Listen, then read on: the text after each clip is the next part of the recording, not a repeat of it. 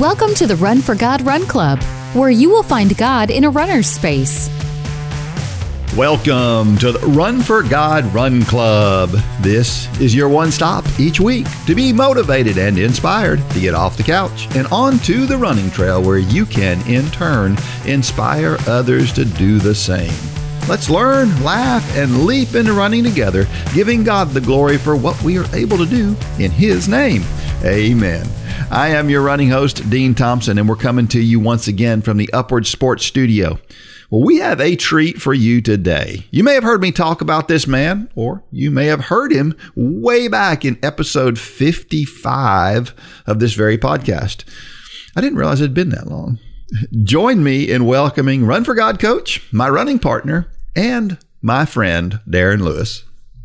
Thank you, Dean. It's a pleasure and honor, as always, to be here with you in your presence. I appreciate it. We've been hooking up every couple of weeks here just to go for a run, right? And it's been good for me. You know, I'm not really good about planning things out ahead of time, right? So this kind of standing thing that we have, we're just every 2 weeks we're just going to meet, works out fantastic for me. I'm the same way. I'm dictated by my calendar, my schedule, and just being able to put a placeholder in there keeps me accountable. And I'm just thrilled that we were able to reconnect and connect in this way. Yeah, it helps keep me motivated.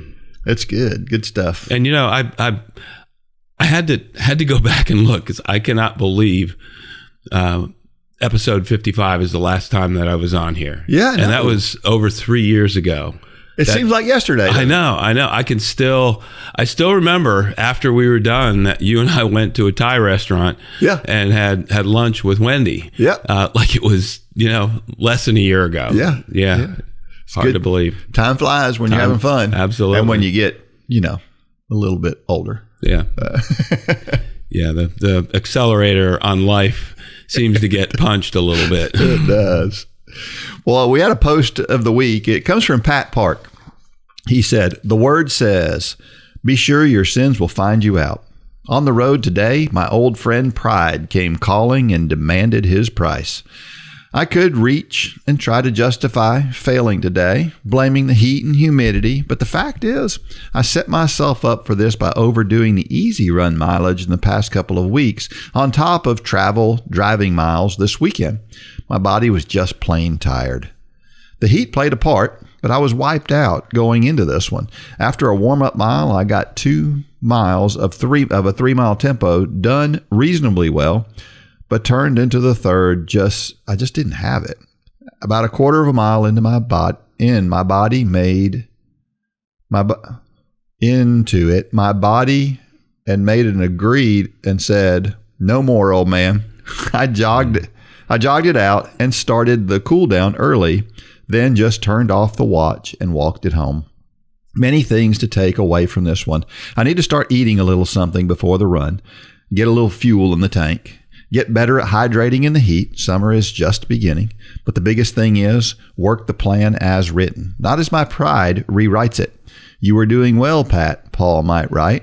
Who has taken you astray? I know the answer to that question. Like the Israelites of Psalm 78, I've seen God at work, yet my sinful pride and desires had me thinking I had a better idea. The plan works if you work it, not as I would rewrite it. I am still learning and getting stronger, but today was a learning event, not a victory. May God's grace and peace be yours in abundance. It's a good lesson, right? We've all been there. Yes, sir. Yeah. You ever abandon a workout? Occasionally. Yeah. More so than I'd like to admit. I'm right there with you. I know that a lot of people think, all this running stuff's so easy for Dean. He probably doesn't have any problems with that. Are you kidding me? It happened to me just last week, as a matter of fact.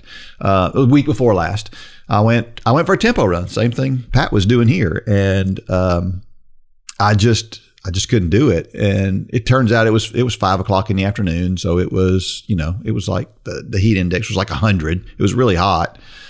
And I just struggled through it. And I stopped and I said, I'm just going to try to do this another day. So a couple of days later, I went to the track early in the morning when it was cool. It was actually 59 degrees when I started. It was really nice.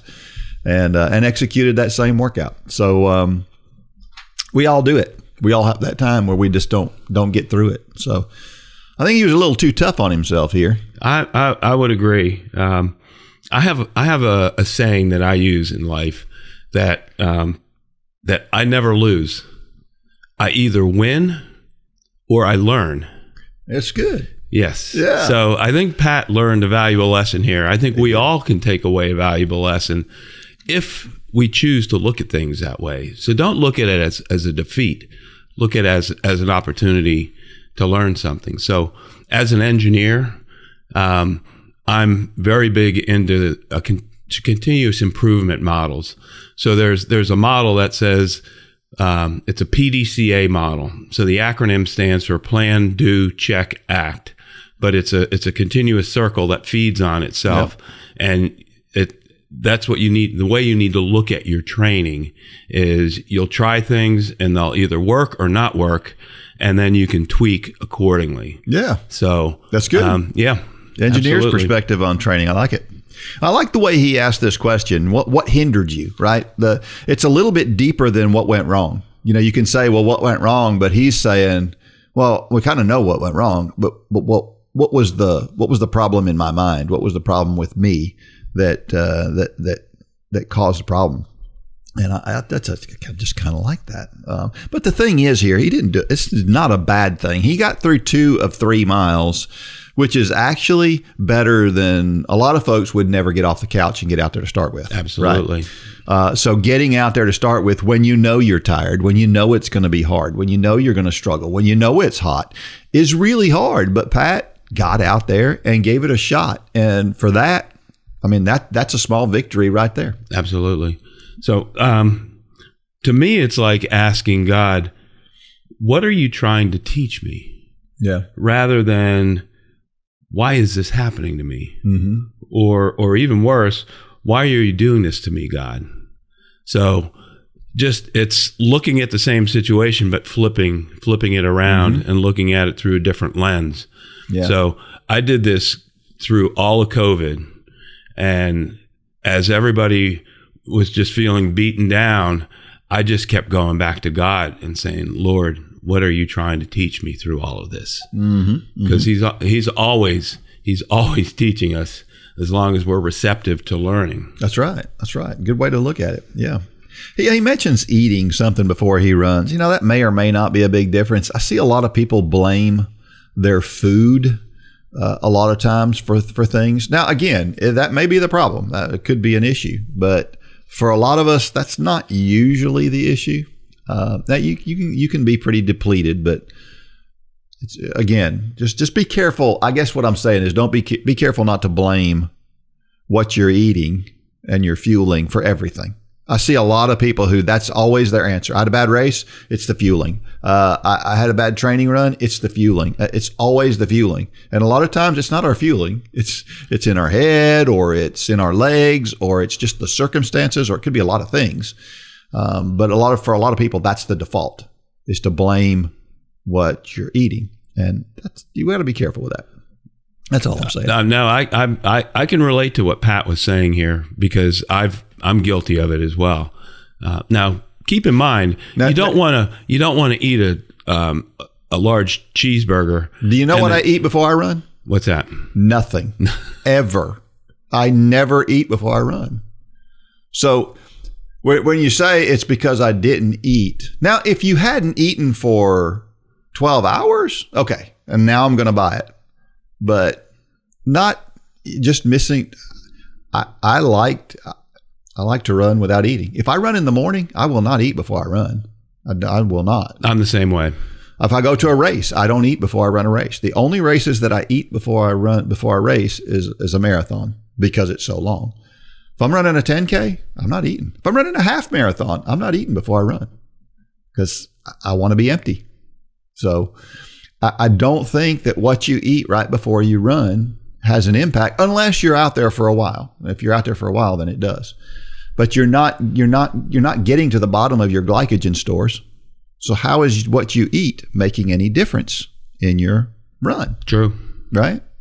So I don't know. That's just my thought. Again, I'm not saying that's not it. It can be. It can be. I'm just saying we have to be careful not to default to that too quickly.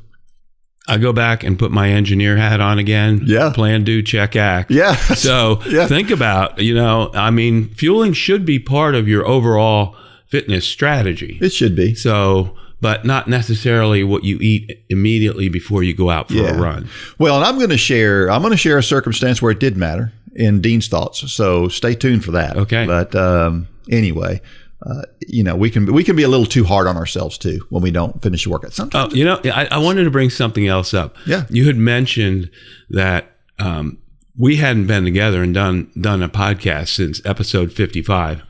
I want to make note that Pat Park also wrote the devotion or his thoughts from episode 55. Yeah. So I think there might be something between the three of us here. There may be. Pat's a good guy, so I'm okay with that. I agree with you. Thanks, Pat. Our trivia question from last week. Sticking with track and field, since we are going into the Olympic year of track and field, the question is, how many hurdles are there in a standard hurdles race? Did you know the answer to this? A lot. There's not as many as you would think. Too many for me. For most races, it is 10 hurdles. The only race where there's more than 10 hurdles is the steeplechase because it's 3,000 meters and they're not really hurdles, they're barriers. So it's 10 hurdles. For the 100 meters, it's 10 hurdles. For the 110 meter hurdles, it's 10 hurdles. For the 400 meters, it's 10 hurdles. They just spread them out wider for the 400 meters. And I want you to do this. I want you to go home and the high hurdles, the 110 meter hurdles, when you watch them run, it looks really impressive, right? But I want you to go home and I want you to get a tape measure out and I want you to see how high 42 inches is because that's how tall they are. And I want you to look at that and go, those people are going over those that fast because it is incredible when you see how high they are. Absolutely. It's unbelievable. I don't know. Have you ever watched a hurdler stretch? Oh, yeah. Yeah, they're very flexible. They have to be. These people are like freaks of nature. Yeah. Contortionists. Yeah, and true. it just, I've watched them do these stretches before and I understand why they need to do what they do, or even some of their workouts that they do to work on their cadence and getting over those hurdles. It's very impressive.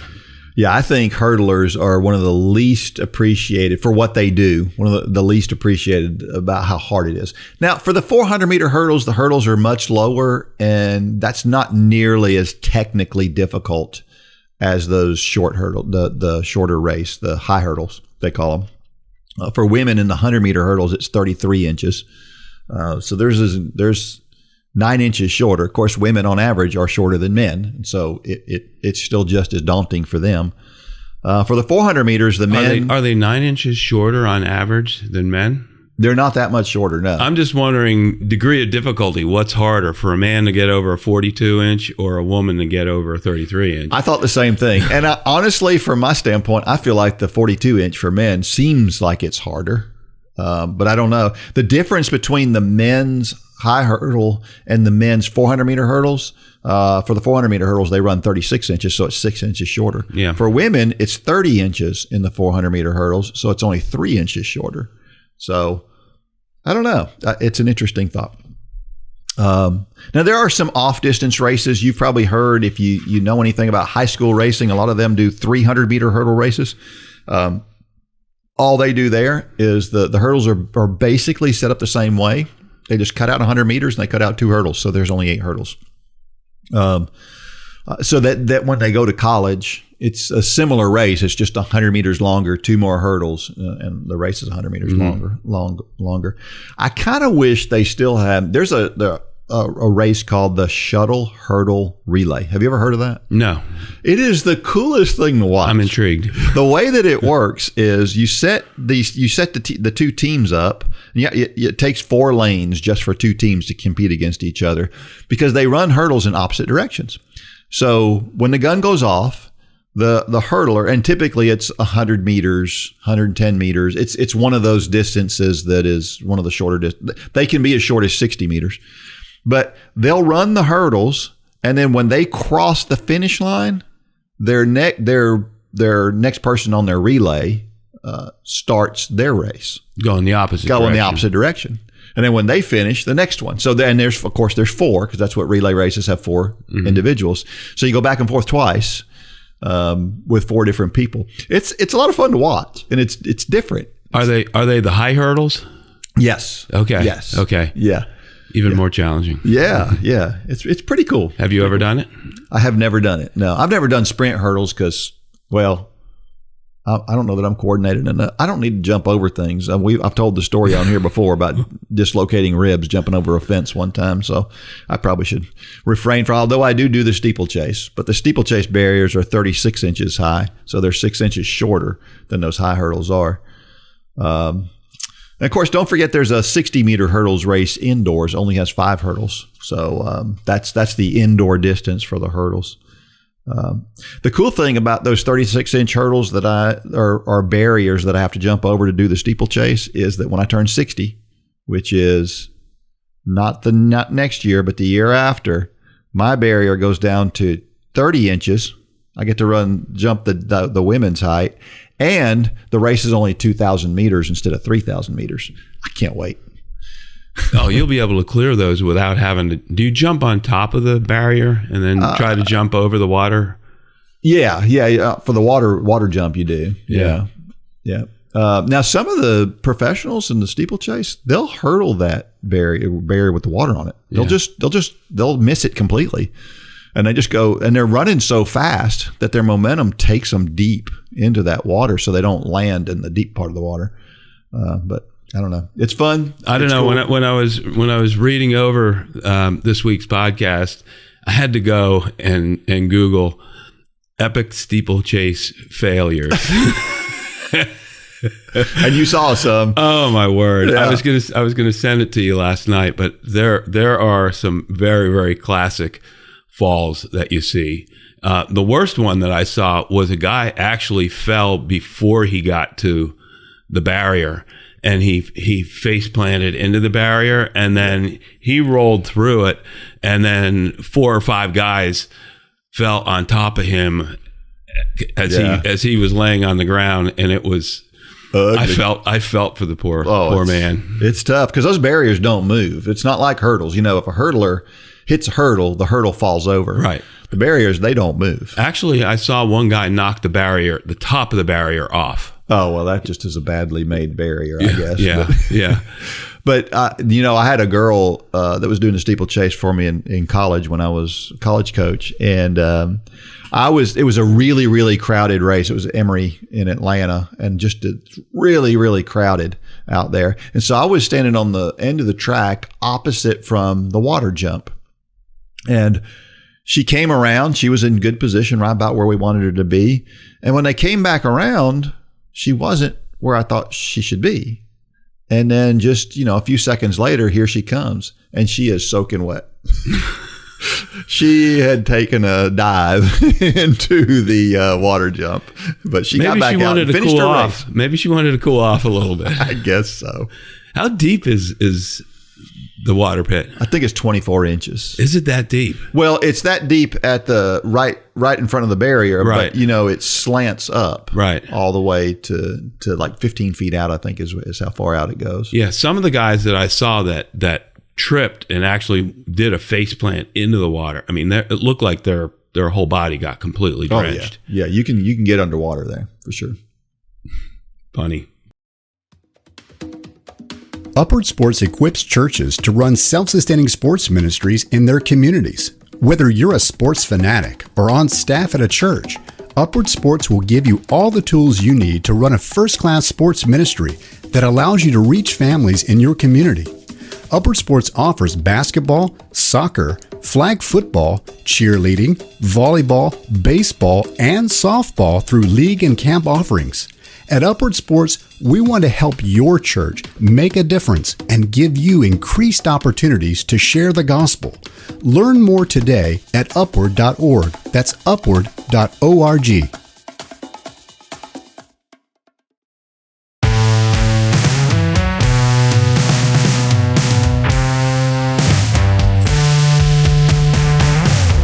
All right, we're back. And if you haven't submitted your story yet, I don't know what you're waiting for.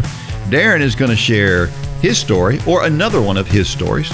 And we're still waiting from a number of you that I know have great stories out there, and we haven't heard from you yet. So come on, you can do it. Yeah. You can do it. We want to hear from you. Absolutely. So go ahead, go to runforgod.com and go to submit your story. It's pretty simple. Pretty simple. Do it today. Yeah, that's a good day to do it. Yeah. All right. Well, tell us about your family. For those who haven't gone back and aren't going to go back and watch episode 55 or listen to episode 55, tell us about your family. Oh, well, what do you want to know? I guess for the newbies that are out there that don't know me, I've been with Run for God for, I think, 12 years now. So my wife, Wendy, and I have been married now 11 years. We had dated for 2 years prior to that. And I had been married prior to that and had 2 biological children. My daughter, Jill, is 37 and she lives in Cleveland, Tennessee. And my son, Danny, is 31 and he lives in Austin, Texas. In fact, he is heading to my house within the next probably 30 to 40 minutes. So looking forward to seeing him. And then I have a stepson named Benjamin. He's 18 years old. He just graduated high school and will be going on to college in the fall. So excited for that? Absolutely. Yeah. Yes.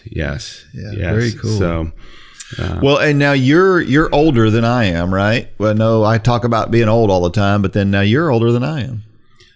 Yes, and I'm very thankful for that I'm in a different age group division than you, at least for the time being. Just one age group up, right? Just one age group I think we up, overlap a little bit, though. Don't we overlap maybe a year or two? I'd say about maybe a little more than that.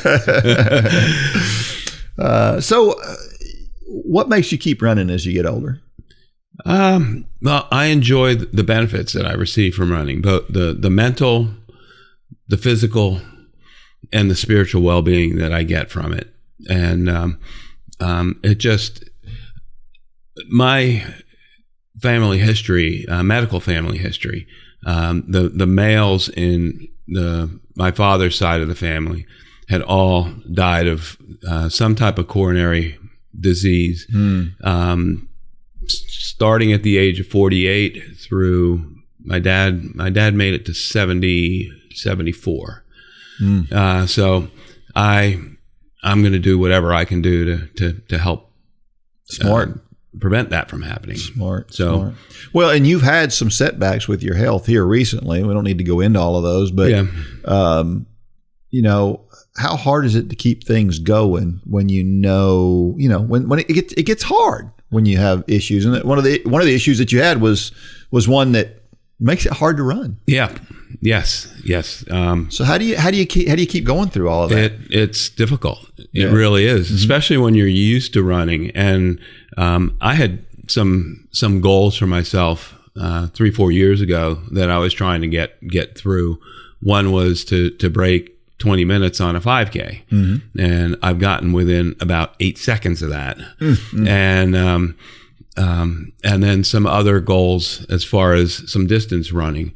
And then I got sick and I was out of running for the better part of a year. Yeah. And then trying to come back has been difficult. My blood chemistry, iron levels have been way out of whack. So building back that endurance level and the oxygen carrying capacity of my blood, it's a slow go.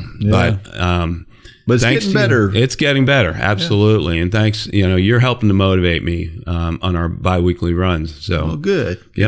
So how much do you run these days? For those out there that might want to know that question. Enough.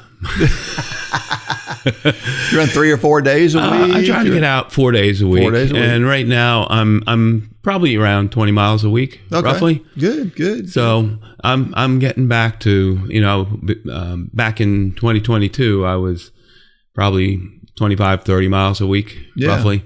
Yeah. So you're right in that range of where you're doing enough to get full benefits from running, but not going crazy like some other people on this podcast right now. Yeah, like doing 50-mile weeks. My body's just not there yet. Yeah. So hats off to those of you that are doing that. I have a lot of respect for you.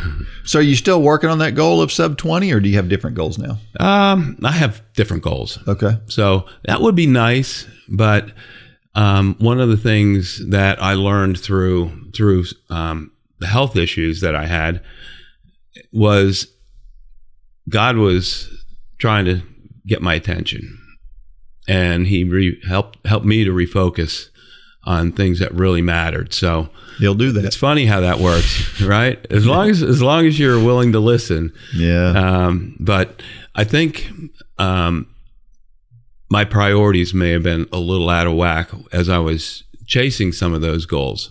And we've heard Mitchell talk about, be careful, what you idolize. Right. And it may have kind of stepped over that boundary of what I was idolizing. So through the last couple of years, I've had plenty of conversations with God, and He's helped me to reprioritize. Well, good. My family and some other ministries that I'm working in. Yeah. Well, do you have any running goals out there that are on your bucket list that you've always wanted to do, that you still have, kind of maybe not in the near future, but at some point in time you'd like to do that thing? You got anything like that? I've always wanted to run the original marathon course. Oh, yeah?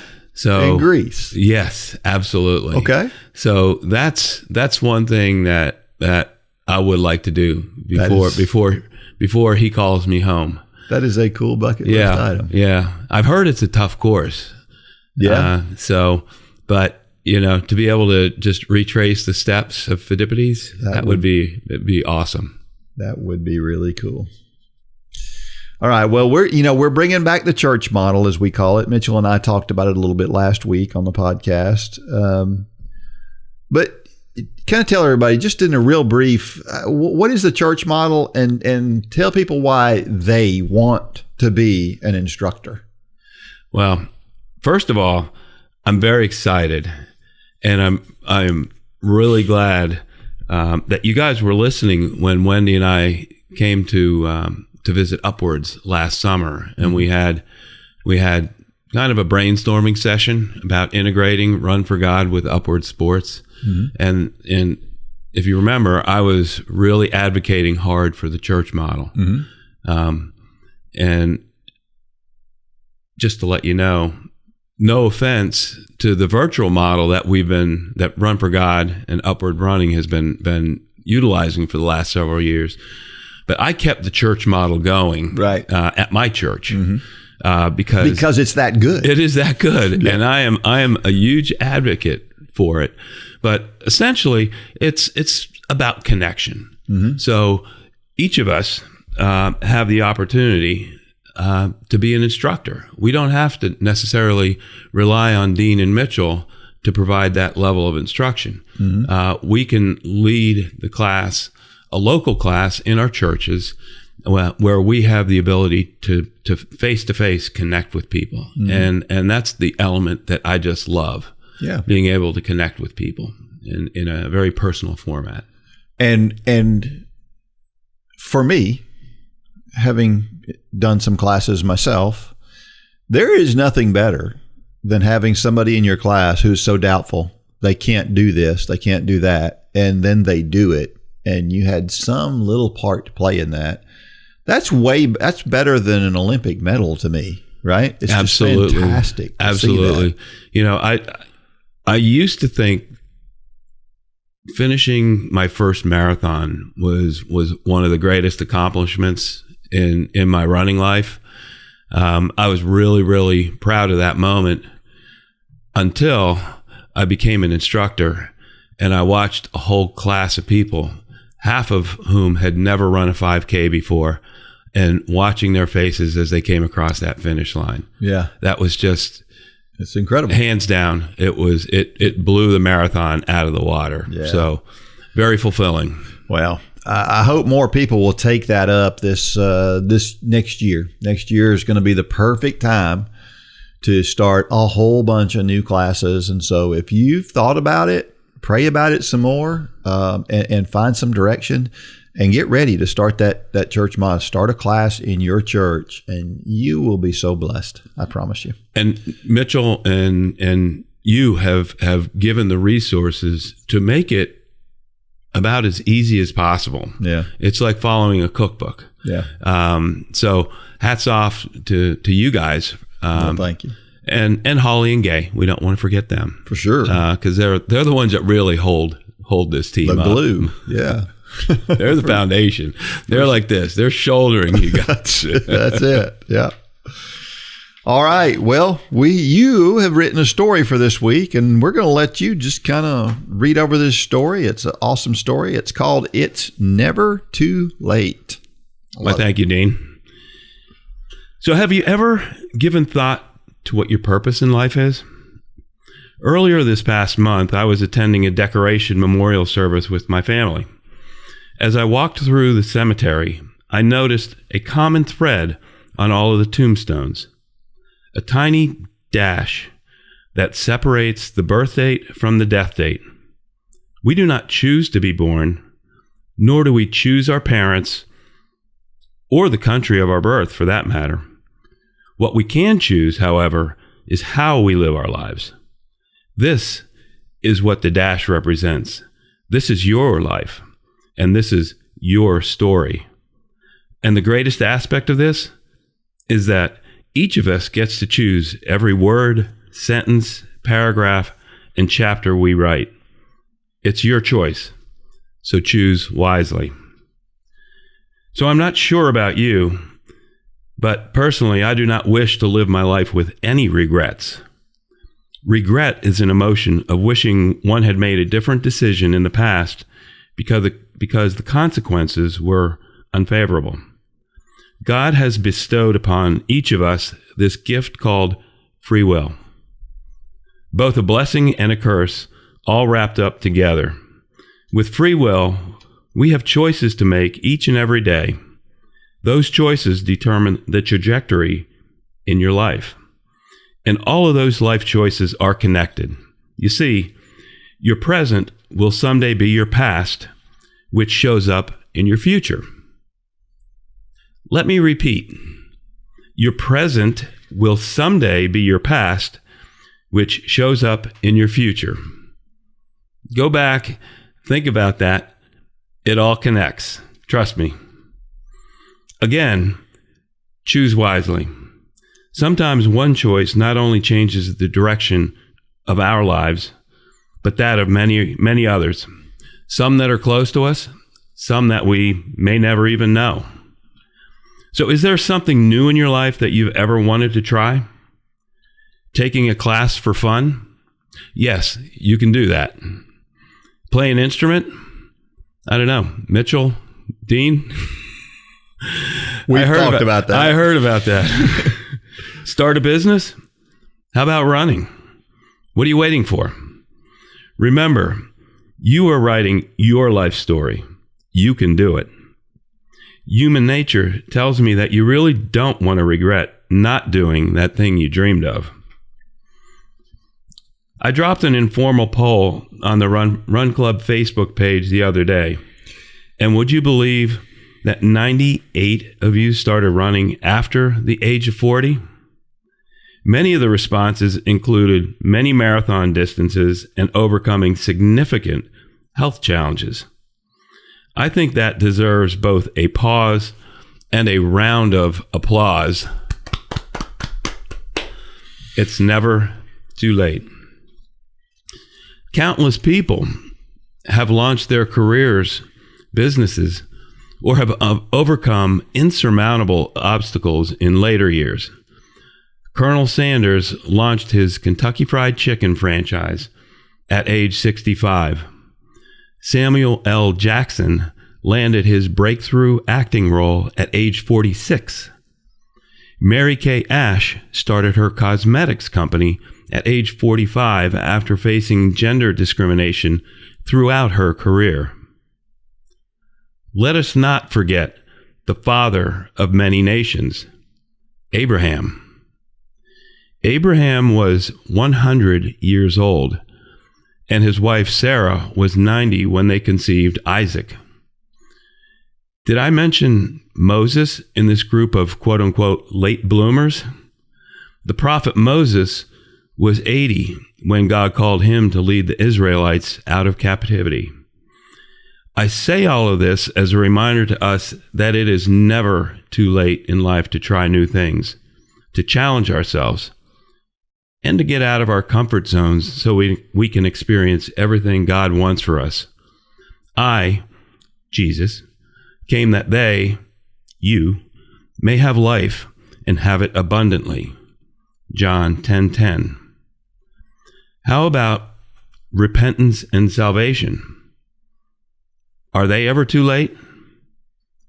Reflect on these lyrics from the first verse of Rhett Walker's song, Man on the Middle Cross. I heard the preacher talking about 3 wooden crosses upon a hill for everyone to see. 2 sinners on the outside couldn't save themselves if they tried. All I could think is, man, that sounds like me. I've been the one on the left, full of guilt and regret, long gone on the wrong side of living. I've been the one on the right, always looking for a fight, thinking I could never be forgiven. I'm standing here today, overwhelmed by grace, because I know who paid my cost. Thank God for the middleman, or for the man on the middle cross. Be thankful I didn't try to sing that today. These verses, in all seriousness, these verses should provide each of us comfort, knowing that it is never too late to ask for Jesus' forgiveness. It's your story, your choice. And he said, Jesus, remember me when you come into your kingdom. And he said to him, truly, I say to you, today you will be with me in paradise. Luke 23, verses 42 and 43. It's never too late. All of this points to steps to peace with God, a plan of salvation with each of us in the story. God loves you and wants you to experience peace in life, abundant and eternal, and to share it with everyone. I've been a Run for God instructor for 11 years, and I pass out the Steps to Peace pamphlets in week 10 of the 5K challenge. Roughly 300 students have been part of these classes, but one in particular stands out to me. In November of 22, this student shared a prayer request for his father who was diagnosed with a terminal illness. After class, I asked him about his father's spiritual health. He just shook his head with anguish. I handed him a Steps to Peace pamphlet and offered to talk with his father. He declined, but said he would share this material with his father the next time he saw him. Fast forward now to February of 23, and I heard the news of his father passing. I called my friend to offer my condolences, and he offered up some great news. He mentioned his father had not been receptive to Steps to Peace initially, but he did finally read the material in January of 23 and chose to accept Jesus as his Lord and Savior. He read the Bible every day up until his last. It's never too late. Choices you make, we make, every day make up our stories. Those choices not only affect our stories, but potentially the lives of many. So whether it is taking up a new hobby, offering repentance for a previous action, or sharing the gospel with others, consider your choices wisely. It's never too late. Nicely done. Nicely done. It's never too, you're right. It's never too late while we're living. Absolutely. The problem is we don't know how long we have, right? True. And so for those out there thinking, well, I've got forever, you don't, because we're all going to meet our maker at some point. And so, yes, we've got time. Live every day as if it's your last. That's Dean. right. Yep. I ever told you that my grandfather was saved at the age of 84? No. Yeah, no. He was saved That's at the awesome. age of 84. Yeah, That's awesome. My grandfather, one of the most tragic stories ever. I mean, he had so many talents that he never knew about. Anything that had any instrument that had strings on it, he could play like it was like, I mean, he was great at it. He had artistic ability that nobody knew anything about his whole life. Basically, he came home every day. He worked, came home, ate. He had one hobby. He had a couple of hobbies. His main hobby was collecting bottles. So he's this big bottle collector. So he spent a lot of time down at the dump digging up bottles and stuff. But for the most part, he never knew he had all these talents until he retired. And then he discovered these talents. And he enjoyed those talents for, I don't know, a decade, and had a stroke and couldn't do any of it anymore. Wow. But he wasted his whole life. I say that. It depends on how you look at that. But Right. You could say he had his whole life. He could have been enjoying all of those things and sharing those things with everybody. And he never did. Now, thankfully, he did learn about them. He did leave us with some things. And then he was saved at the age of 84. But it's such a crazy story to think about it, right? Well, they say hindsight is always 20/20, Dean. Yeah. Well, you talk about choices in here, and that's I think I read somewhere that we make about 30,000 choices a day. Is what? Wow. Yeah, and I was like, I don't know how I make 30,000, but it's talking about every tiny little thing that you do, every word that you choose. I guess I don't know, but we do make a lot of choices on the things that Some we of do. them are minuscule, Right? Exactly. but do you ever look back on your life and look at one particular choice and go, what if I would have done that differently? absolutely. Yeah. Absolutely. I think, just it could be anything. The school I chose to go to, Yep. or the studies that I went into. It could have altered Everything, right? Everything. I think about that too. I think about the college that I went to. If I would have chose a different college, and I had my choices, I was being recruited to run cross country and track, and I had my choice from a lot of different colleges that I could have went to, and I chose the one I did for some not so great reasons. Even glad, not that I'm unhappy with the choice that I made, but if I would have made a different choice, my entire life could have been different. I might have majored in something and I definitely would have had a different job, which would have led to meeting different people, which would have led to me living in different areas. I mean, everything would have been different. Yeah. Well, I mean, if you think about at a macro level and look at the tapestry that God is weaving, Mm-hmm. it's the culmination of all of our stories and all of our choices and decisions. I mean, what are if we rewound the clock 20 years, what do you think the odds are that we'd be sitting at a table doing a podcast today? Just the whole idea of Run for God and being a part of it at all.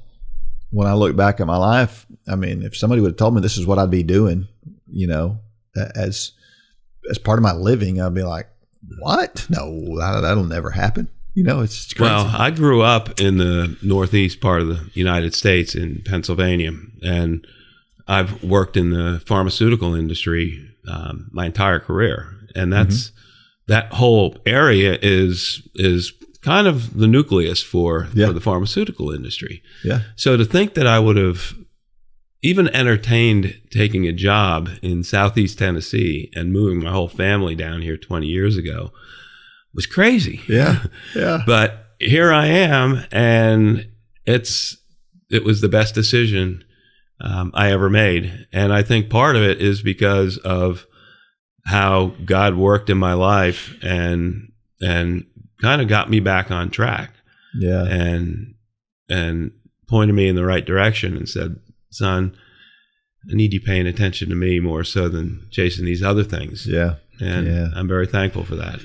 It's funny that you bring up this whole thing about aging, because prior to knowing what your story was, I was going to write a story about aging as part of my dean's thoughts. And then I thought, well, I remember writing something similar to what I was thinking back a few years ago. And I thought, I'm not going to go there. I'm going to come up with a different thing. And so I did. And it's funny just to see that come up. I was like, really? That's what he's going to talk about, what I was thinking about. Well, it's funny, just maybe to motivate those people that are thinking about writing a story. Dean asked me to write this story last week. Yeah. So I really didn't even start writing it until over the weekend. And the genesis of this really was about the conclusion of this, about my friend's father accepting the Lord as his Savior, thanks to a little pamphlet. And let me just, for those of you that are watching the video, it's this pamphlet right here. And just so you know, he's holding up Steps to Peace with God. You can go to runforgod.com/peace with God, and you can see this pamphlet online. Absolutely. Well, I say online. It's not the actual pamphlet, but it is a group of 4 videos that you can watch that'll walk you through the exact same thing. And I think you can get these. You can in the store, right? Yes. You have to be a member to get into the store. Correct. Yes. Correct. But the other thing I do with these too, and for those of you again watching on the video, our classes, we put together blessing bags, and what I'm holding here is a little quart baggie that has some personal hygiene items and some food, and then also Steps to Peace. And we keep these in our cars all the time, and I usually throw in $5 or $10. And if we see a homeless person and they come up asking for something, I hand them this. Yeah. And every one of them gets a Steps to Peace. That's awesome. Yeah. That's a great idea. Well, John 10:10 says, "The thief comes only to steal and kill and destroy. I came that they may have life and have it abundantly." What a great reference this is to this story. Jesus is saying he wants us to live life. So many non-Christians look at us and they think we have this less than optimal life because we have all these rules and everything is so hard for it. The truth is we have a much fuller and richer life. And John 10:10 tells us that, right? We have a better life because of that. And it drives me crazy when I hear non-Christians talk about that in such a way that it makes it sound like we're all fuddy-duddies and we're not having a good time, because we're having a good time. Having a great time. Yeah. To me, it's all about peace, having peace in my life and in my heart. Yeah. You can't put a price tag on that. Yep. Well, and it talks about here, the verse talks about the thief. Who is the thief? That's the question is, right? What is he talking about? Who is the thief that comes to destroy? Well, the thief is the guy that wants to fill your head full of things that aren't true. The thief is doubt, right? The thief is telling you these things that you can't do. It's anybody who's taking you away from God is the thief, right? Thief is regret. It's regret. Remorse. Yep. The person who says, I don't have to go to church to be a Christian. That's a thief. In my eyes. Now, can you do that? It's possible. It's hard. But that's a thief, because basically what they're saying is, I don't need this piece of what God has in place for us that's makes our lives fuller. It's all of these people who try to pull us away from God. Absolutely. Right? Luke 23, 42 through 43. And he said, Jesus, remember me when you come into your kingdom. And he said to him, truly, I say to you, today you will be with me in paradise. 2 criminals on the cross. They both started out that day the same. Both of them were criticizing Jesus prior to being hung on those crosses. And both of them were like, just really condescending. But in the event of watching Jesus do what he did and say what he said, they diverged and had two completely different opinions on what they saw. Absolutely. They saw the same thing. They came to two different conclusions. And that's what we have in the world today. We have a lot of people who see Jesus. We have a lot of people who we present Jesus to, and they see him. And they choose to do what this other thief did, to mock him and to say, just to say, why don't you save yourself? And, the mockery. And then the other one who says, Jesus didn't do anything wrong, but I did. And Jesus, please remember me, because, you're the one who is perfect and who did all the right things. And I'm the one who did all the terrible and bad things. And please remember me. And of course, this verse is about that person who saw that, recognized the situation. And Jesus says, today you'll be with me in paradise. How incredible is that? It's a heart issue. Yeah. They had on the surface and looking at it from outside, they looked the same, similar, mm-hmm. but their hearts were obviously in two different places. Yep. And that's ultimately what Jesus looks at. When you mentioned being receptive, one was receptive, one wasn't. Right. Colossians 3:23 and 24. Whatever you do, work heartily as for the Lord and not for men, knowing that from the Lord you will receive the inheritance as your reward. You are serving the Lord Christ. This can feel like a conflict sometimes, right? Whenever I step to the starting line of a race, for example, I want to win, right? Oh, I want to win. That's you, right? And that's my feeling. And so here's the question, though, with that is, am I doing that for the Lord and not for men when I want to win? That's the question. But here's the ultimate answer. What am I going to do with that? If I do win, what am I going to do with it? Right? Is it just so that I can have another trophy or another medal or whatever to hang up and display and to show people, hey, look at me, I'm impressive?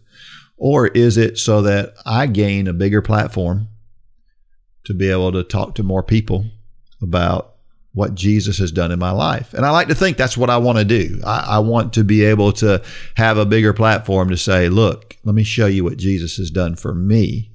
That's what it's all about, right? You have that opportunity. But I'm going to have to offer a little different viewpoint on this. Yeah. Because I don't ever feel conflict. No, not from that. Because I know God wants my best. Mm-hmm. Period. That's right. That's it. God doesn't want seconds. He doesn't want our scraps. So God wants us to always give our best, no matter how menial the task is. Yeah, that's true. And I try to instill that in my children. Little things like making your bed in the morning. You may think of it as just a menial task, but give it your best. Mm-hmm. Do everything with a level of pride, but also realize that it's not about being pleasing for us. It's really about pleasing the Lord. Yeah. So, but I get your viewpoint. Yeah. That we're not really thinking of it differently. We're just kind of viewing it a little differently. A different lens, maybe. Yeah, a different lens. And, in this world, I was watching a video recently, and it was this guy who was like in a performance review meeting or something, and the performance reviewer was saying, you've always done a really good job, but over the last year, your performance has really slipped. And so the guy is saying, yeah, you recognize that, huh? He said, yeah, well, what's happened is, for the last 2 years, I've had these great performance reviews. You've told me what a great job that I've done, that I've gone out of my way to do this great job, and I haven't gotten a raise. And so I decided that since you guys thought what I was doing was just, was just fine the way it was, and you didn't think I was any more valuable than that, I just thought I would do just the bare minimum and get by. And it was kind of a tongue-in-cheek thing, but that's the way a lot of people view things. And the truth is it doesn't matter whether your employer is going to pay you more or not, because that's not ultimately who you're doing the work for, right? And that's exactly what you're saying. And the person you want to please is God. And God is not happy with us getting by. God is not happy with us doing the bare minimum. He's just not. Now, I'm not saying that God, says we have to make our job the most important thing in the world. I'm just saying, he's saying we should do all. This scripture, you got 1 Corinthians 10:31 too. Everything we do should be to the best of our ability. Yeah. We shouldn't purposefully not do the best, right? That also makes me think about one of Jesus's parables about a man owned a vineyard, and he went into the marketplace, and he was looking for laborers for the day. So he got there early in the morning, and he found some laborers to go out and work the day, and then he would square up with them in the evening. And he went back several times throughout the day, to the point where he even went in after dinner and found some other laborers to go out to the field and pick grapes. And when it came time for him to square up, he gave everybody the same wage. And the ones that worked from 7 in the morning were all angry because they thought it was unfair. Yet the ones that only worked in the fields for an hour or two were thrilled because they got a full day's worth of pay. So, but the parable basically says, don't worry about what those. And I've always said that. I've said that from the time I came out of college. I remember talking about that. I don't care what anybody else thinks. I remember safety rules was always a big thing in the plants where I lived. People were always fired up about, well, they get by without having to wear their safety glasses, let's say. And I'm like, I don't care what they get by with. It's not the right thing to do. Well, why would you want to purposefully do something that's not the right thing to do just because somebody else is doing it? And it kind of gets to that point. It's like, it doesn't matter whatever the guy decided to pay people, that's what he decided. Right. That was his decision. Right. It doesn't affect you at all. Right. But we get so offended that somebody else gets by with something that we don't get by with. And I've had this argument with a lot of people who are they're just vehemently, that's not fair. Well, what's not fair about it? And why if you would have worked for that either way, and what makes it unfair now that you just know something else? You know what I mean? Right. Right. I just never have gotten that. Well, our first question is, what is your life purpose? I think it's pretty simple for me. I think God wants me to run and encourage others to do it too. He wants to use me to help people become healthier. And I think that, I think I try to do that. But I think God also wants me to lead a small group in my Sunday school class. Mm-hmm. He wants me to run the production team at our church services. He wants me to treat my wife with love and respect and to do those things. He wants me to be encouraging to the grocery store clerk, right? He wants me, when I'm checking out of the grocery store, to try to leave that person in a better frame of mind than when I showed up. God wants me to do all of those things, not just one thing. And so many people have it in their mind that, well, God wants this one thing. God wants all of it, right? True. Another question. Is there something new in life you've wanted to try? And then your second question is, what's holding you back? Well, I just tried that 100-miler.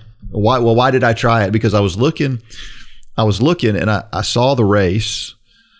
And I had stopped doing the coaching jobs that I was doing, which was the barrier to me doing it in the past. Was number one, trying to train for it was going to be hard with everything I had going on, but also just having the focus that I needed to have on it. And that was gone. That barrier was not there anymore. And I was like, I didn't know if I was ready to try it, but I was like, well, the thing that I said was the barrier for these years is gone.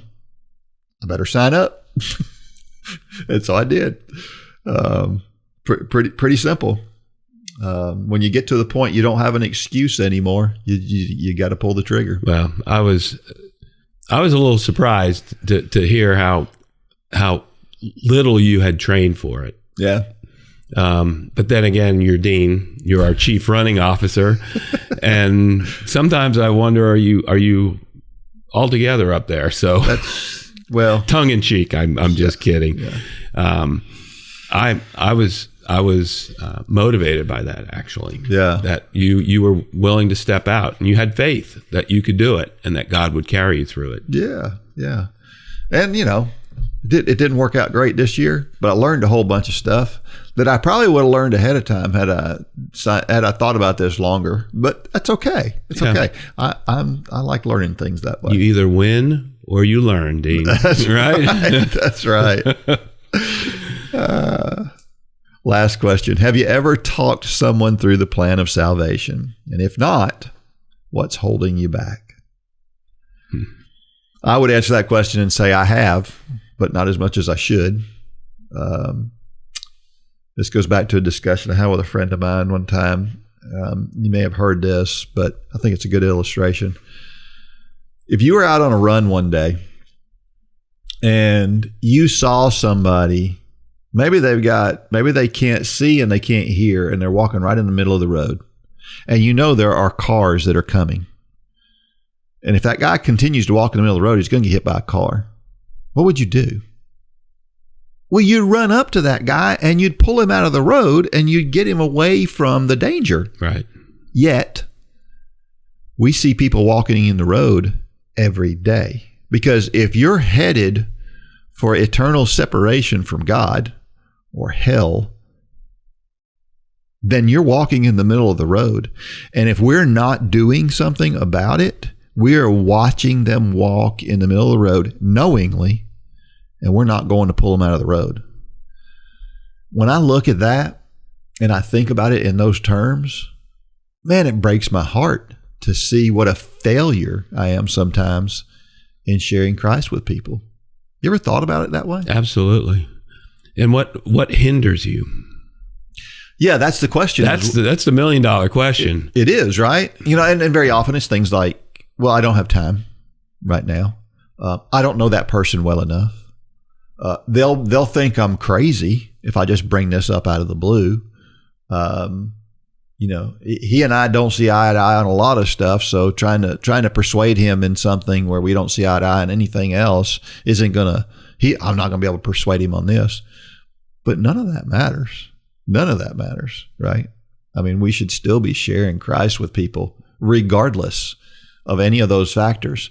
Now, you have responsibilities and you may have some place to go. You may not have the time. But if you don't have the time right now, can you find the time in a little while? Can you find the time tomorrow? Can you make a phone call instead of watching that television program or whatever it is that takes your time away, right? For me, it was always, I don't think I'm equipped. I don't have the right words. Mm-hmm. I'm a little scared. Mm-hmm. I'm not confident enough. But what you need to do is you need to be intentional, and you need to think about the conversations that you want to have. Because in the last couple of years, I took a new job. Actually, in episode 55, I was telling everybody I was just losing my job. Yeah, and I had retired for all of 8 days, and this company called me and asked me to come to work for them. And in the role that I'm in now, I have less responsibilities than I did before, but I actually have more responsibilities for more plants. So I mentioned I'm an engineer. I actually support 38 different factories around North America. And so my viewpoint now is I have a much broader mission field. Amen. So my purpose is, how can I improve the harvest? Because the laborers are few. Mm-hmm. But I'm throwing my hat as a laborer in that labor pool for God. Yeah. So in the last 2 years, in some of those factories, I've been able to walk a couple people through the plan of salvation. Good stuff. Absolutely. Yeah. And if you're out there and you don't feel adequate, I'll tell you what, I saw a study one time called It's Sharing Jesus Without Fear. It's a book that kind of helps you. It breaks it down into a really simple process. Now, I know a lot of people don't like, there's no process to sharing Jesus. And I get it. I understand what you're saying. But man, this guy, Bill Fay, who is the guy who wrote this book, has an incredible life story that you need to hear. But he really does break it down into a way that makes it sound like, we don't need to be afraid to do it. So maybe check that out. Good advice. Do you need something to keep you motivated and to keep fit both physically and spiritually? Upward Sports Run for God Run Club has just what you need to keep you on track for both. Check out runforgod.com and join us today for pennies a day. You won't regret it.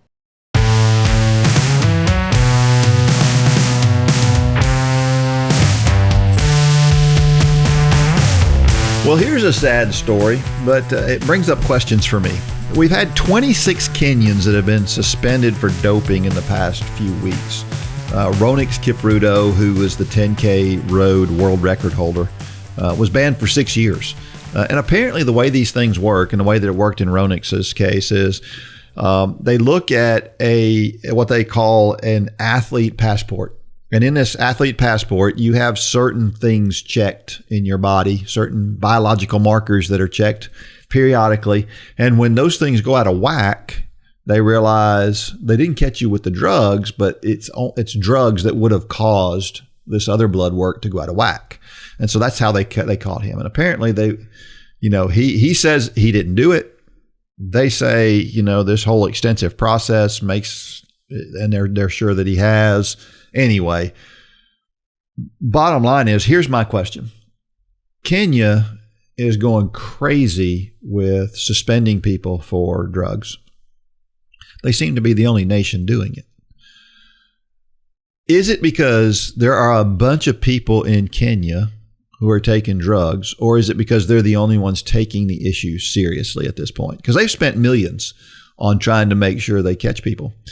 So here, that's my question is, you've got other nations, they're going after pharmacies and suppliers that are supplying these drugs, doctors. I don't see us doing a lot of that in our country. I see other countries, Ethiopia. I don't see a whole lot of people. Now, I'm not saying Ethiopia is dirty, and I'm not saying anything like that. I'm just wondering what is going on in the whole PED, performance enhancing drug arena, that makes it where all the people who are being caught are in one country. Is it because that country is dirtier than everybody else, or is it because they're the only ones that are really taking it seriously? I don't know. What do you think? Any opinions on that? I know that we do a lot of testing. We do. At least in the U.S. And I know from firsthand experience, I had hosted a race about 5 years ago, and I had Ryan and Sarah Hall come and visit, and we had to provide the U.S. anti-doping agency, I'm not sure who they were, but with their itinerary, where they were going to be, and she got tested while she was here. Yeah. So they do get tested. They do get tested for sure. Frequently. And a lot depends on what level it is. So it's not like we're turning a blind eye. Mm-hmm. This is actually the first I've heard of the issue that Kenya is really laser focused on this now. Yeah. I like it. I think that doping should be dealt with across the board, and it should be consistent. But I don't think there's an international standard for it. Well, there is, but some countries follow it closely. We had the swimming Olympic trials are on right now on television, and they were talking about how different countries are getting favorable treatment. China is not being held to the same standards as the United States is, and their anti-drug agency, I think it's the same one basically as for track and field. So I wonder whether or not they're holding everybody to the same standard. I don't know. Russian athletes were banned for a number of years as well. Yeah. So, and the Germans. Yeah. Well, I don't know. We're not going to, it's just an interesting thought to wonder what in the world is going on there. You've perked my curiosity. I'm going to do a little more research on this, Dean. So, well, it's a time for Dean's Thoughts. That's a time when I share something that I've written about the intersection between running and faith. Well, have you ever done something really dumb? Are you asking me? Unequivocally, yes. This one is called Basic Solutions. When I was a young buck, recently married, with no kids in the house, I did something I still count as the dumbest thing I've ever done. Back then, nearly everyone with any mechanical inclination would change oil in his car. If you've ever done it, you know that it is a simple task that anyone can do. These days, I'd rather pay someone else to do it. But back then, money was much scarcer than it is today, at least for me. I had always wanted a Chevrolet Corvette, but as I've explained, I didn't have that kind of money. So I did what many Corvette coveters did in that day. I purchased a used Pontiac Fiero. Looking back, it was a terrible car. Anyway, one day I parked my Fiero under a mimosa tree to provide shade from the sun as I changed the oil. I climbed under the car, no small feat with a car only inches from the ground, removed the drain plug, and drained the bad oil out of the engine. Then I removed the oil filter and replaced it with a new oil filter, being careful to rub some oil around the rubber gasket on the new filter, just like my dad had taught me. Then I removed the oil cap at the top of the engine and poured 4 quarts of new oil into the engine. Veterans of oil changes will see what I did there. I had not replaced the drain plug yet, which meant that my 4 quarts of brand new oil were poured straight through my engine and onto the ground. Once I realized it, I felt like a moron, of course, and I haven't forgotten about that day from over 30 years ago. I had missed the most simple step of the process. I had been struggling recently with my hydration levels, not the usual way that the beginning of summer usually brings, but in a profound way that had me struggling to complete a simple 8-mile run. I was so depleted by the end of a run that I had to be careful not to pass out. So what did I do? Well, I poured more water in my gut, literally gallons of water. I was so hydrated, I had a hard time going more than 50 feet from a bathroom, if you know what I mean. When I went back out to run, it was no better. I decided it was simply because it was the start of the really hot days and my blood volume had not increased to a sufficient level yet. Just give it some time, I thought. But then during my long run, I stopped every 3 miles. And still had trouble. The next day, we were making small talk as we waited for my Sunday school class to fill up before getting started. I mentioned my struggles to a room full of non-runners. One of the ladies in the class mentioned to me that her daughter had a similar problem, and the doctor told her that it was because her body was short on electrolytes and her body could not efficiently absorb the water she was drinking. I slapped my forehead. Okay. Now I had a competing story for my oil change story. I was embarrassed and relieved at the same time. Of course, that's what my problem was. I had changed a lot of things in my life over the past year, and I could point to several reasons why I was not getting the electrolytes I had ingested in the past. The moral of the story is to always go back to the basics. There is, very often, an answer to your problem if you can think in elementary ways. Occam's razor is the idea that the most plausible solution is usually the right one. My brain had skipped the simple solution and gone to the more complicated. We see that kind of thinking today and often call those conspiracy theories. But when it comes to our diet and fitness, we should always take a step back and think of the most basic solution first.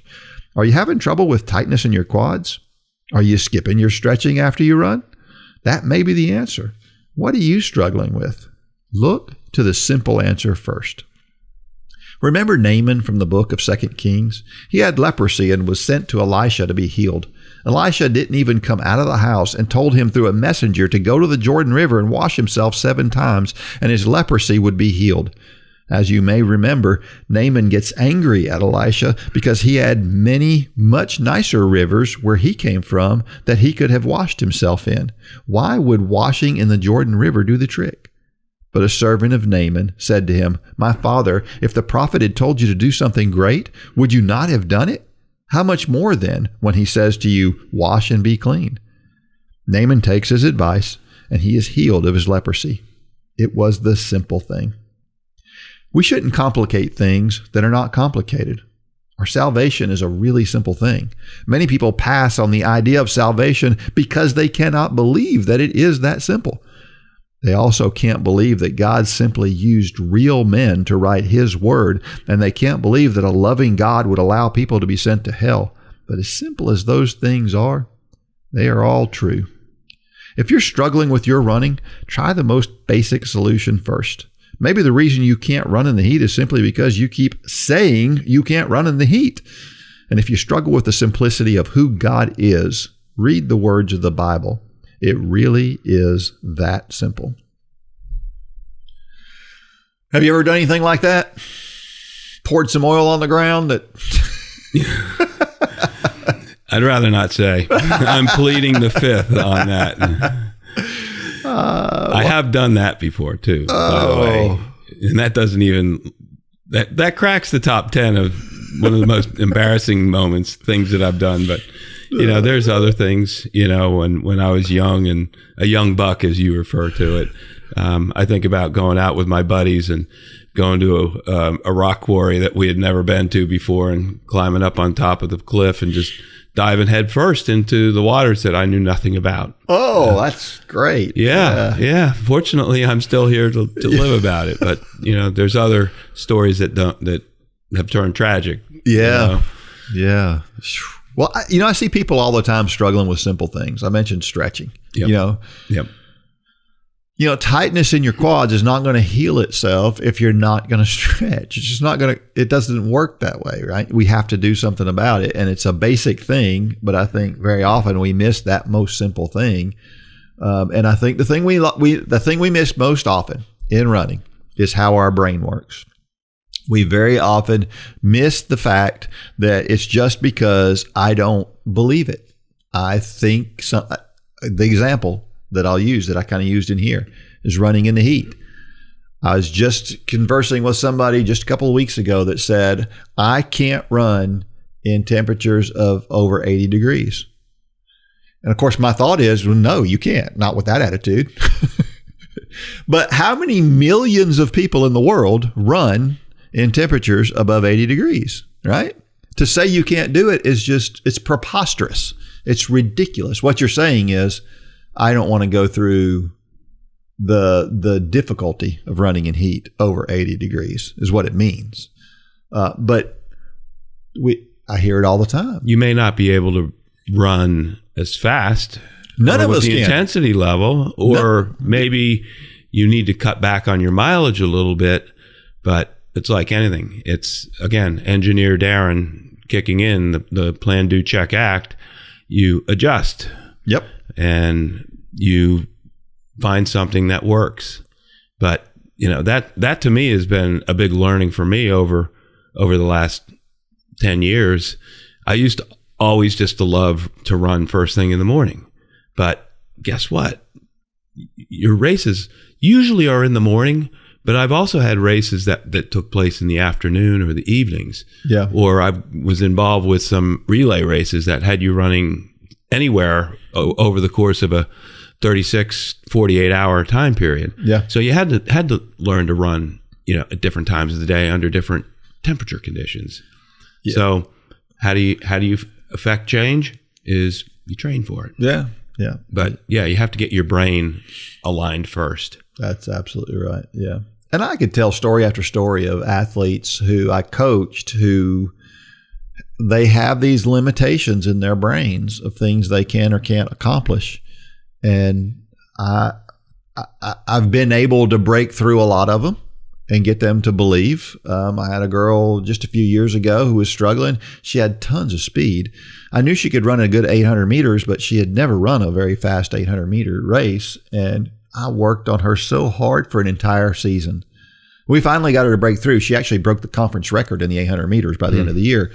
But it took me getting other people involved. It took a lot of work. And all it really was getting her brain wrapped around the idea of being able to do something that she really, in the depths of her brain, didn't think she could do. We all have those things, all of us. And it may be spiritual, it may be physical, it could be a lot of different things. It may be something at work that we have this limitation that we can't do a thing. And we put a limitation on ourselves and we never even try. And this girl never would have tried had I not pushed her to try, because I knew she had it in her. And if you're out there and you're putting limitations on yourself, you're saying, I can't do. And a lot of people use good excuses for it, right? My wife, I've talked about her before. She could very easily say, I've got some serious lung issues. I don't need it. When she goes outside, they affect her greatly. She has a hard time sometimes breathing outside. Doesn't stop her from going outside. A lot of people would go, I can't go outside, and especially in the heat, because I can't hardly breathe if I go out there. And she goes, well, I can't hardly breathe when I go out there, but I'm going anyway. and there's a great lesson in that for a lot of us, that we need to push a little deeper, a little bit harder into things. Mind over matter. Mind over matter, for sure. Yeah. Yep. So, yeah, I like the Occam's razor thing. I figure that was probably from an engineering standpoint, you can probably appreciate that, absolutely. Right? We can get into some controversial territory here as well about things that in the way that our brain works, because sometimes our brain won't let us go in an area for lots of different reasons. But then there's sometimes we go into these areas and we don't let our brain limit us. So let me give you a good example. We talk about this one in my Sunday school class all the time. Whenever somebody starts to get over to an area where they're starting to point fingers at other people, you know what subject I always bring up? Gluttony. Because we're all guilty, right? We're all guilty of that one, and yet we just pass it off like it's no big deal. Another one that I pass off as not a big deal a lot of times, that really is and should be, and I don't take it seriously enough, is the Sabbath day. I was cutting my grass on the Sabbath day last week. Should I be doing that? No, I shouldn't be doing that. And I think the Bible is clear on that. But what I'll do is I'll justify myself. I didn't have any other time during the week. That was the only time I could do it. Now, do you think God is purposefully filling my schedule to make me cut my grass on a day that I shouldn't be cutting it? Probably not. Try this one. I don't look at it as work. I look at it as enjoyment.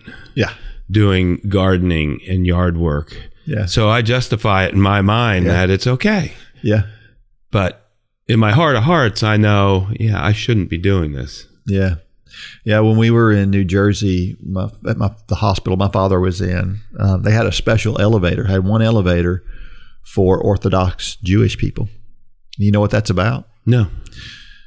Orthodox Jewish people won't turn a light on the Sabbath day. It's work to turn a light on. So they won't turn a light on. And so what that elevator did was it stops on every floor. So it automatically stops on every floor so they don't have to push a button. Now, interesting. I'm not pointing my fingers and I'm not talking down about the Orthodox Jewish people, because what I like about that is they take the Sabbath very seriously. Mm-hmm. That is a very serious way to take it. Now, do I think that's a little too far? I do, but I like that better than what I do, honestly, when I think about it, right? Our neighbors are Seventh-day Adventists, mm-hmm. and they take their Sabbath very, very seriously, mm-hmm. To the point where My stepson Benjamin takes care of their yard work for them, and they will refuse to allow him to do their yard work on their Sabbath. Yeah. That's like one of the ground rules they have. Yep.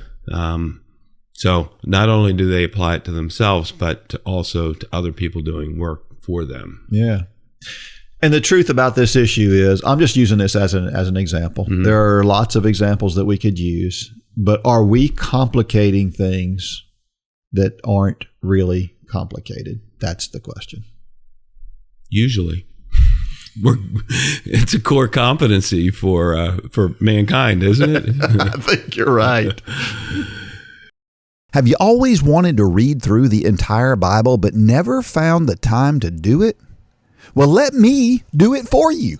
Sign up for the self-paced Bible in a Year Challenge and start listening today.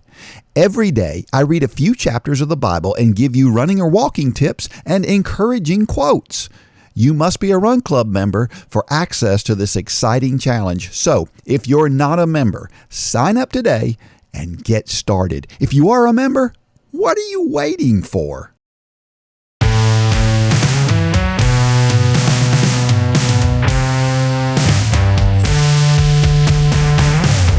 Every week, I share a reason why running and or walking is so awesome, and this is my reason this week. What else would it be? You can make some really good friends. I guess every activity has people of like minds who get together from time to time, but I find that runners, they're a pretty diverse group. And I find that I have people that I get along with really well who are runners who I would not get along with otherwise because they're so much different than I am. Not that I would not like them, but just that we would never connect otherwise, right? And I think that's a cool thing about running. Absolutely. Right? And there may be other activities that are a lot like that, but I just feel like running seems to be unique in that way. I don't know. I just feel when you're on a run with somebody, especially going on a long run in a group setting, that, I don't know, inhibitions seem to get lowered, and it just feels like you're more apt to talk about a lot of different things that maybe you wouldn't.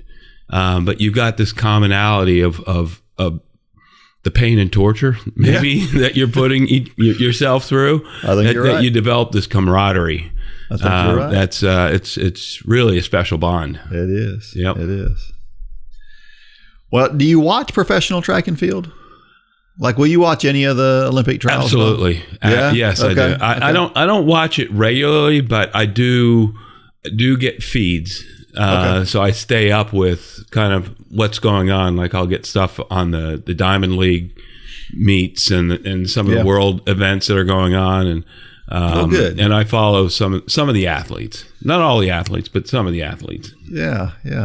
Well, I know you follow, of course, Sarah. We talked about her while we were on a run here. Yes. Did you know that she won the Foot Locker Championship race back in? Do you know what Foot Locker is? Yes. It's the high school championship. Yes. She won that back in 2000. Right. Did you know that Ryan, they weren't husband and wife, of course, at the time. They were in high school. But did you know that Ryan didn't win his race? I think I did. He finished third. Yeah. But do you know who beat him? Dathan Ritzenheim, a guy I can't pronounce his Alan Webb. Name. Yes. I mean, you talk about studs. Three guys that were in high school and the same. It's just incredible that those three guys were there at the same time. And I've met all three of them. Now, Dathan, I haven't met a lot. We just kind of met him just briefly. Alan, I've spent time with. Where was that? Back when we were at a track meet. He's a coach. He's an NAIA coach for a school called Ave Maria down. I think it's in Tampa, somewhere down in Florida, and he's the track coach there. And so we both had athletes in the national championship indoors in South Dakota, and so we got together. We did an hour-long podcast and everything, like an interview type thing, and. But even past that, while we were at the meet, I was hanging out with him, and it was just like we were good friends. And he's a super nice guy, really passionate about everything. Like everything he talks about, you can tell he just has this burning desire in his heart for people, as far as from a running standpoint, but also from a spiritual standpoint as well. He's Catholic, obviously, going to Ave Maria, right, and coaching there, but. Good guy that really, really cares about people and wants to do good things in the world. Awesome. Yeah. So, yeah, that's pretty cool. And I don't know, Dathan Ritzenhein is the coach for On Athletics. Now, I want to say this because there's so many people out there that do this, and it's a pet peeve of mine. The name of the company is On. It is not On Cloud. Everybody I talk to says, well, I got me some On Clouds. No, you didn't. You got some On running shoes. You didn't get. Now it's a Cloud, it's Cloud Monster, or it's a Cloud. They've got different names for them, but the name of the company is On. So there, now you know one of my pet peeves that drives me crazy. You got on some On shoes now. Yeah. I learned something today. Now, do you call it On Cloud? Have you been calling it On Cloud? Okay, so almost everybody does. I do. But the name of the company is On. So there you go. I win or I learn. I definitely learned today. I'll stick my foot in my mouth. Anyway, it's pretty cool.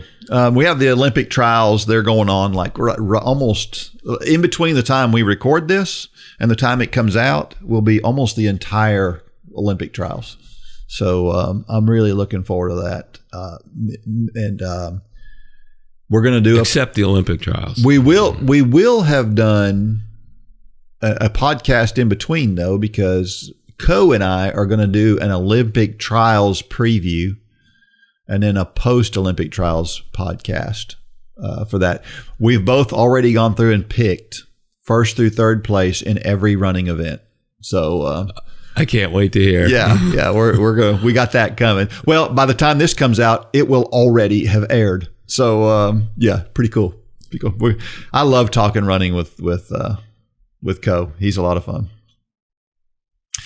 All right, we have a trivia question for this week, and we're going to have to stick with track and field for a while. So here's the question.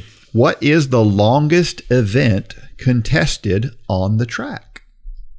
In a standard track meet, what is generally the longest event? Now, don't say. Do you know what it is, though? I think so. You think so? I think so. We'll when we sign off, Yeah. If you know the answer to that and you're the first Run Club member to answer that question and send that to dean@runforgod.com, you will win $20 off in the Run for God store. Do it. We're going to leave you with this motivational thought of the week. It comes from Nelson Mandela. He said, a brave man is not a man who is not afraid, but one whose will is stronger than his fear. I like that one. You like that one? Love it. Yes. Good stuff. Whenever you're afraid to try, just try to rise above it. You want to run a marathon, but you're afraid to try it? You can be stronger than that fear. You can be. So just do it. No regrets. Don't have any regrets. That's right. That's right. Darren, I appreciate you taking the time. I appreciate your friendship. Man, you've been such a big light for a lot of people in the Run for God Run Club community. I know you'll continue to do that. You'll continue to be a good supporter along the way too of me personally, and I appreciate that. Yeah. So I appreciate you asking and me being obedient to following. So it's a pleasure. It's an honor. So thank you. And until next week, may God bless every step of every run and or walk. Go out there and shine your light.